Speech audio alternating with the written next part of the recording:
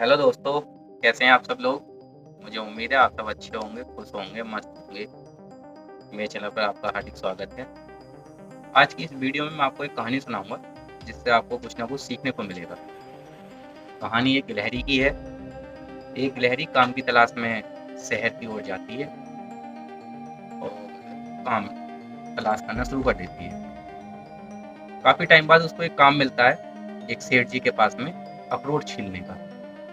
सेठ सेठ जी के साथ उसकी डील होती है कि वो जितने अखरोट छीलेगी उतने ही अखरोट उसको खाने मिलेंगे।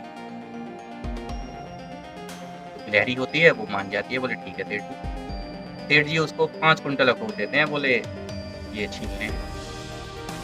तो गिलहरी जैसे उसके साथ डील हुई थी सेठ जी के साथ में, गिलहरी अखरोट छीलना शुरू कर देती है। गिलहरी धीरे धीरे अखरोट छीलती है, 1 कुंटल, 2 कुंटल, 3 कुंटल, 4 कुंटल, गिलहरी 5 कुंटल अखरोट छील देती है।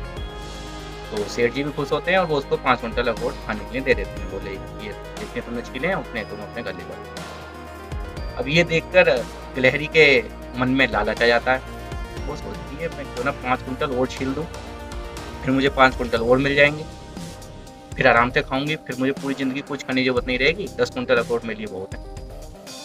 यही सोच के वो सेठ जी से कहती है कि मैं 5 कुंटल और छीलूंगी। तो सेठ जी उसको 5 कुंटल और दे देते हैं, बोले ये लो।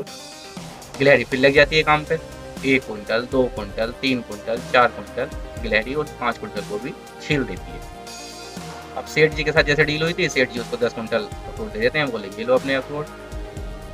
तो गिलहरी अपने 10 कुंटल अखरोट लेती है और अपने घर की ओर चल देती है। घर पहुँच के बहुत खुश होती है कि मेरे पास 10 कुंटल अखरोट है, पूरी ज़िंदगी आराम से खाऊंगी, पूरी ज़िंदगी आराम से गुजरेगी। और ये होता भी ऐसा ही है कि जो गिलहरी है 10-5 दिन तो अखरोट खाती है, फिर उससे अखरोट खाए नहीं जाते, क्योंकि गिलहरी के तो जो दांत होते हैं वो अखरोट छीलते छीलते ही घिस गए, उसे खाए ना जाए। यही हालत आज के इंसान की है। इंसान अपनी जवानी में या जब तक उसकी खाने की उम्र होती है तब तक तो वो काम काम के चक्कर में लगा रहता है, कमाने के चक्कर में लगा रहता है कि जितना कमा लूँ, जितना काम कर लूँ उतना अच्छा, बुढ़ापे में आराम से बैठ के खाऊंगा।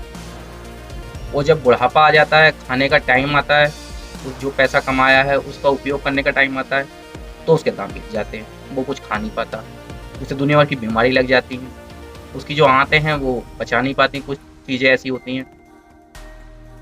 तो मेरा आप सब लोगों से इस कहानी के माध्यम से ये कहना है कि जब भी आपको टाइम मिले, जो आपने कमाया है उस पैसे का उपयोग करने का, या कहीं घूमने का, अपने रिश्तेदारों के पास जाने का, क्योंकि कुछ लोग कमाने के चक्कर में, कमाने की धुन में इतने लगे हुए होते हैं कि वो सब कुछ भूल जाते हैं, कौन रिश्तेदार, कौन दोस्त, कौन क्या, बस नौकरी नौकरी, पैसा पैसा।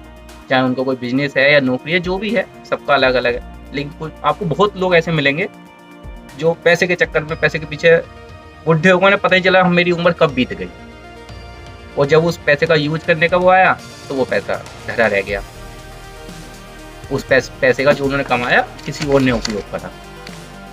तो मेरा सब लोगों से यही कहना है कि जब भी मौका मिले आप कुछ ना कुछ अपने शौक पूरे कीजिए, जो खाने का मन है उसको खाइए, अच्छा पहनिए, घूमिए, दुनिया देखिए, अपने रिश्तेदारों से मिलिए, अपने दोस्तों से मिलिए, क्योंकि ये टाइम दोबारा नहीं आता। तो मेरी कहानी मुझे लगता है आपको अच्छी लगी होगी, मुझे तो बहुत अच्छी लगी। जब मैंने पहली बार पढ़ी थी कहीं, तो मैंने सोचा था कि अपने यूट्यूब चैनल पर डालूंगा।